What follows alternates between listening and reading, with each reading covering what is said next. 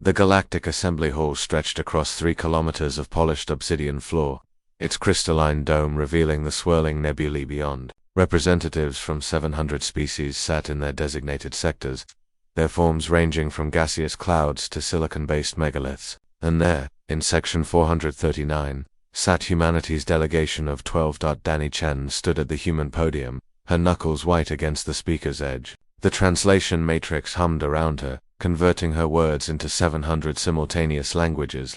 "You're asking us to accept what exactly?" Her voice cut through the chamber like a plasma blade. The Vekathari High Chancellor, a being of pure energy contained within a ceremonial prism, pulsed with calming blue light. "Ambassador Chen, the selective reproduction protocol is for the greater good." "Surely you understand." "I understand perfectly," Danny interrupted, her dark eyes blazing. "You want every species to genetically engineer their young, to eliminate undesirable traits, to create a galaxy of perfection."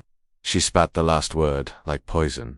Jasper Morrison, humanity's military liaison, rose from his seat behind her. His scarred face, a reminder of the Battle of Proxima, remained impassive, but his hand rested on Danny's shoulder, a silent gesture of solidarity.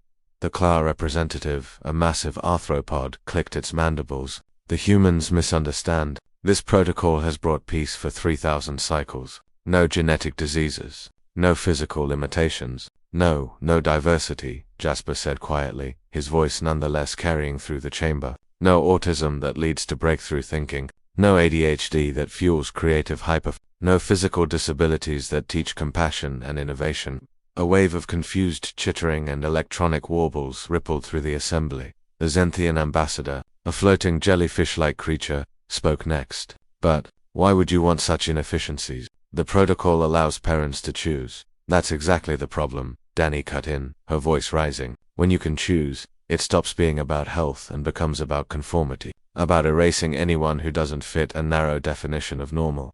She pulled up a holographic display. "Shall I show you our history? When we tried to decide who was worthy of existence, images flooded the chamber.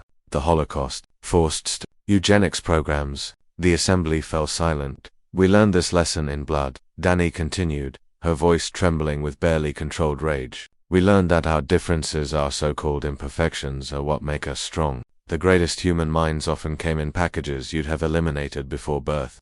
She pulled up more images. Stephen Hawking, Temple Grandin, Albert Einstein, Frida Kahlo. "These people changed our world, and your protocol would have erased them all." The Vekathari Chancellor's light shifted to an irritated orange. "Humanity has been part of this council for merely 40 cycles. You cannot expect us to abandon 3 millennia of progress because of your primitive sensibilities." The crack of Danny's hand slamming against the podium echoed through the vast chamber like a gunshot. "Primitive?" Her laugh was sharp and bitter. "You've had peace. Yes. And in that peace, how many groundbreaking discoveries have you made in the last 1,000 years? How many revolutionary technologies? How many new art forms?" The silence was damning. Jasper stepped forward, pulling up economic data. "Since humanity joined the Galactic Trade Network 35 years ago, we've introduced 267 new technologies. We've solved 17 previously unsolvable mathematical theorems. We've created new musical genres that 40 species have adopted." His eyes swept the chamber. "And you know what? 15% of those innovations came from individuals who would have failed your protocol's screening." The class shifted uncomfortably. "This is an anomaly. Human chaos cannot be sustainable." "It's not chaos," Danny said softly, dangerously. "It's diversity. It's accepting that there's no one right way to be sentient. It's understanding that the person who thinks differently, who processes the world through a unique lens, might be the one who saves us all when the unexpected comes." She looked around the chamber, meeting as many eyes and ionogs as she could. "You've engineered yourselves into stagnation. You're so busy creating perfect children that you've forgotten that evolution, that progress, comes from variation, from mutation, from the mistakes you're so desperate to eliminate." The Veka Chancellor's light flared bright red. "If humanity cannot accept the Council's wisdom, then we're done here." Jasper finished coldly. Danny straightened, pulling the human delegation's charter crystal from the podium. "Earth hereby withdraws from the Galactic Assembly, effective immediately." A shockwave of disbelief rippled through the chamber. Species that hadn't moved in centuries shifted in their seats. The Klar's translator screeched with static. "You cannot, this is unprecedented," the Chancellor sputtered. "Watch us," Danny said. She turned on her heel, Jasper beside her. The other 10 human delegates rose as one, forming up behind them. Their footsteps echoed in the stunned silence as they walked toward the exit. Your economy will collapse, the Zenthian cried. Your technology development will halt without our databases. Danny didn't even turn around. We'll innovate, it's what we do. You'll be isolated, alone in the cosmos. But Clara shouted, this time. Jasper did glance back, a cold smile on his scarred face.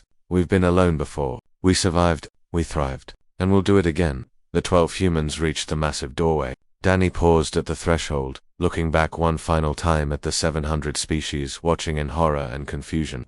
When your perfect galaxy faces an imperfect problem, she said quietly, and you need someone who thinks outside your homogeneous box, you'll know where to find us. The doors sealed behind them with a boom that resonated through every soul in that chamber, and the galaxy watched, horrified, as humanity chose the messy beauty of diversity over the sterile comfort of engineered perfection.